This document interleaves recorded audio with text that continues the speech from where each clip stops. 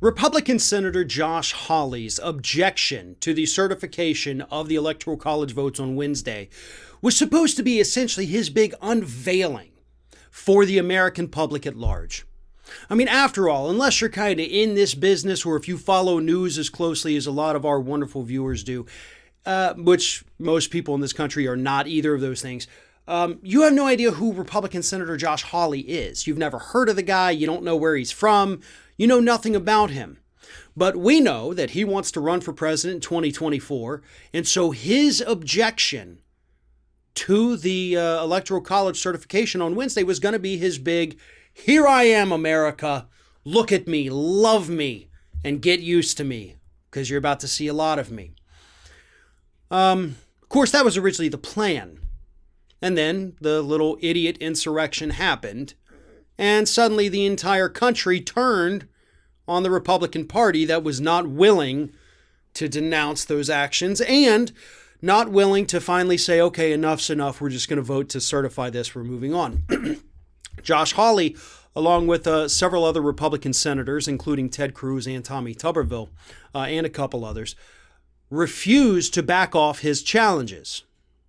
So he still, after seeing what these lies did to these people to radicalize them to the point where they all had to go run and hide and put on gas masks in their office, Hawley still said, I'm going to do it anyway.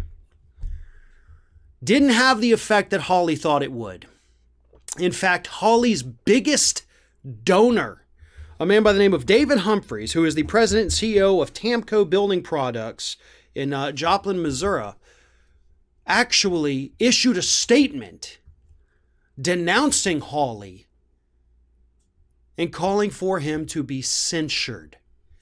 This is a man who gave $4.4 million of Josh Hawley's initial $9 million Senate run.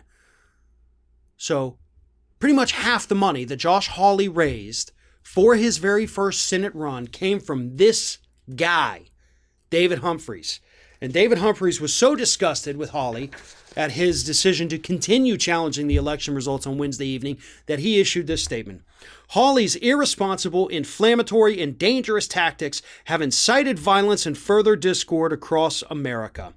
And he has now revealed himself as a political opportunist willing to subvert the Constitution and the ideals of the nation he swore to uphold. Hawley should be censured by his Senate colleagues for his actions, which have undermined a peaceful transition of power, and for provoking yesterday's riots in our nation's capital. We owe it to our children and grandchildren to protect our country and its constitutional underpinnings. And I couldn't have said it better myself. Republicans are waking up. Not all of them,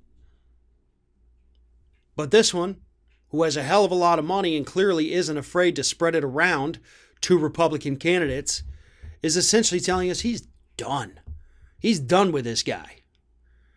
And he's right about Hawley being an opportunist. That's what this is. Hawley went to Congress or to the Senate to object to the Electoral College just so he could appeal to Trump's base. That's opportunism.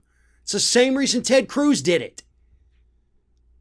It's going to come back to bite him.